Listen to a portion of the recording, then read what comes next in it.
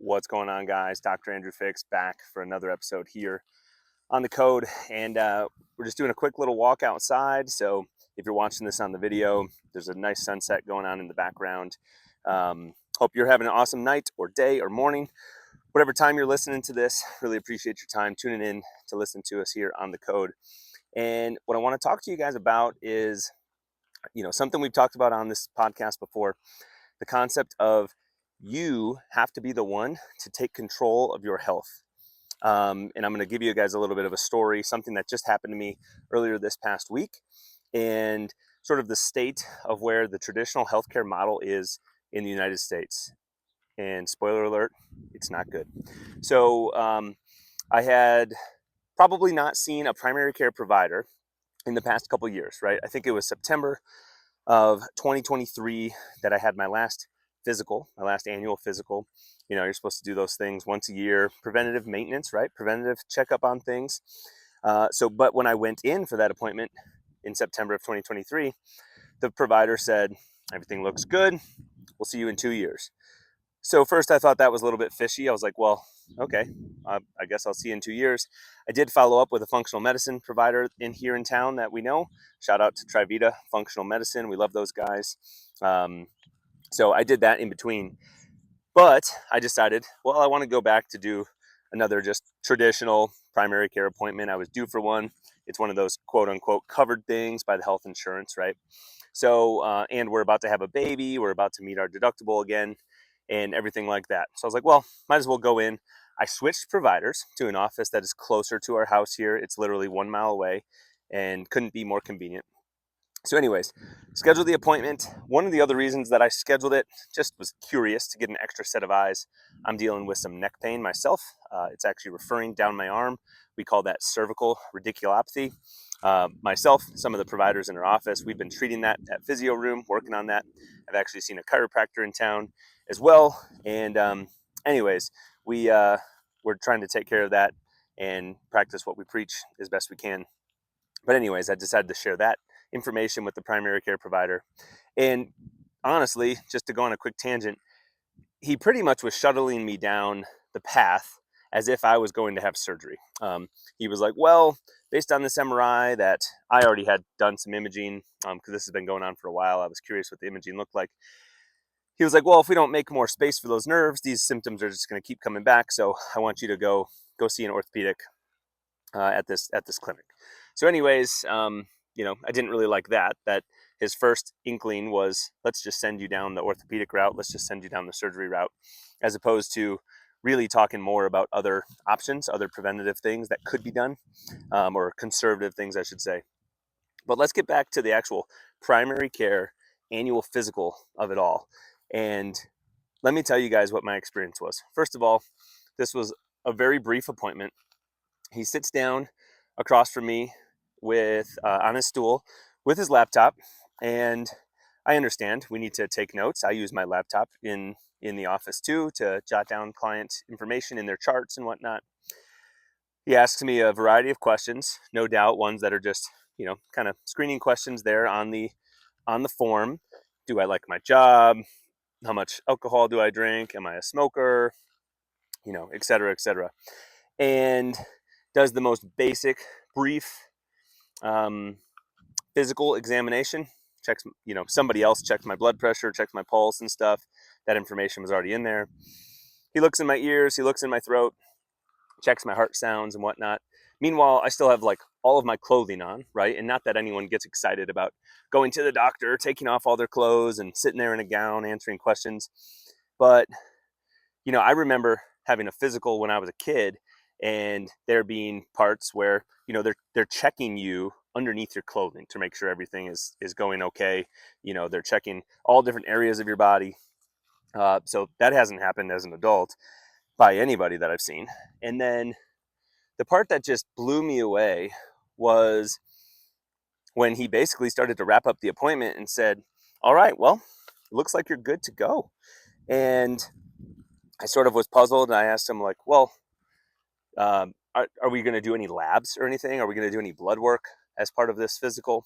And he says, oh, well, for a young guy like you, we don't even recommend blood work at this time. Not until you at least turn 40, we don't even really recommend blood work. And I was like, oh, that's interesting.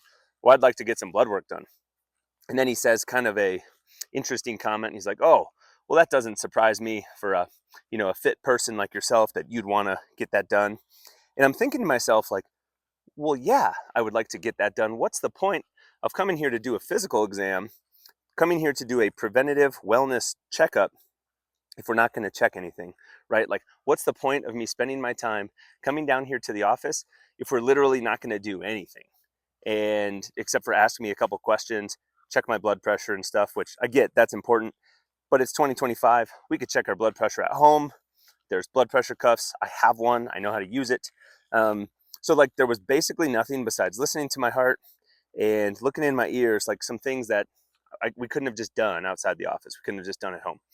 So then when he said we weren't going to even do blood work, caught me by surprise. I pushed back on it. And then he made kind of like not in a mean tone or anything, but kind of like a sarcastic comment, like, oh, well, that doesn't surprise me that you'd like to get some blood work done. So then I asked him about it. He said I didn't need to fast for it, which is weird. I go have it done. I got the blood work done, but now I haven't heard back from him. I just get, the report on the portal and whatnot. And I guess my whole point of recording this conversation is it just blows me away that we have these things, primary care providers, annual wellness visits that are covered by your insurance, right? Your health insurance, if you have it.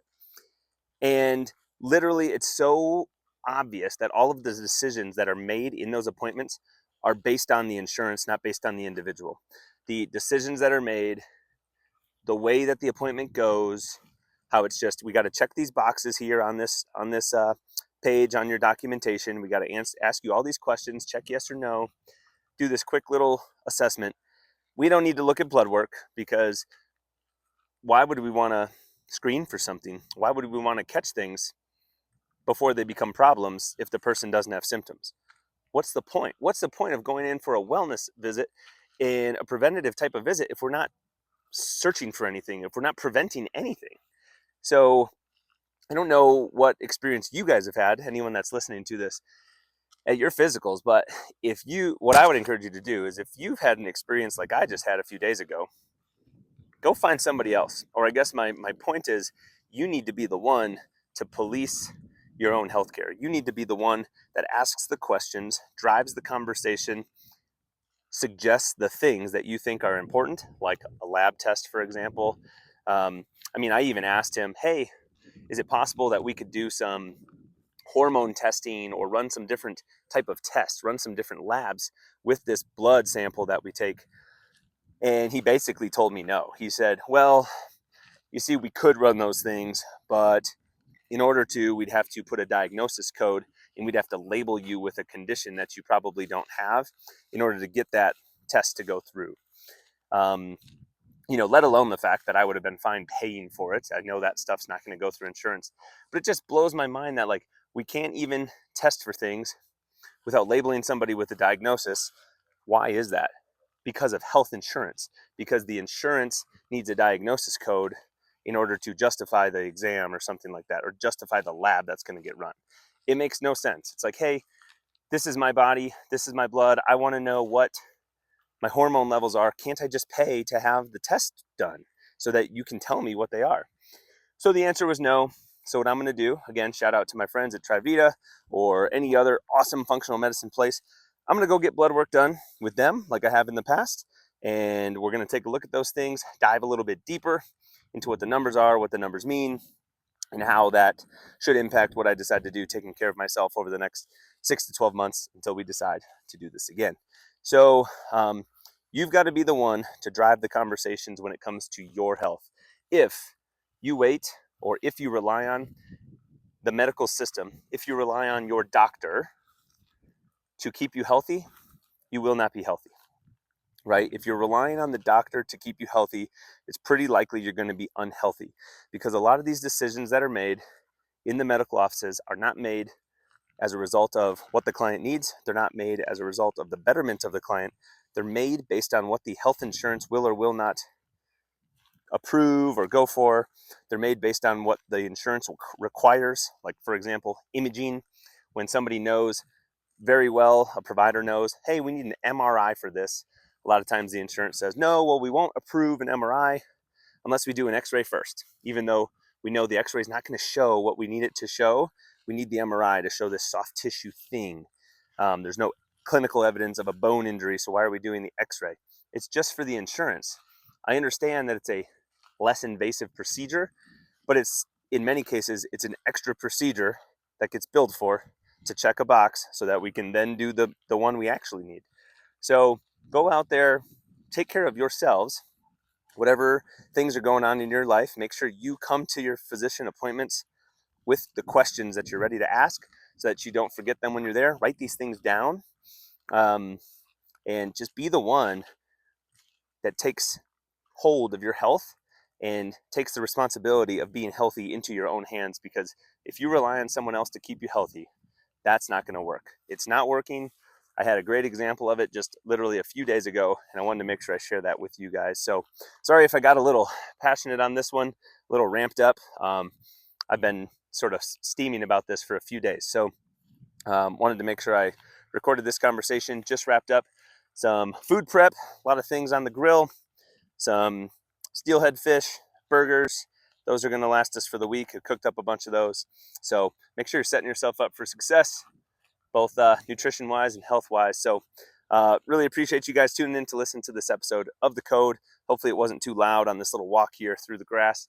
And if you've never left a review on this podcast, you can imagine those things are very beneficial to get this conversation out to more and more people in the community. So please share this with someone you know. Drop a review if you've not done that before.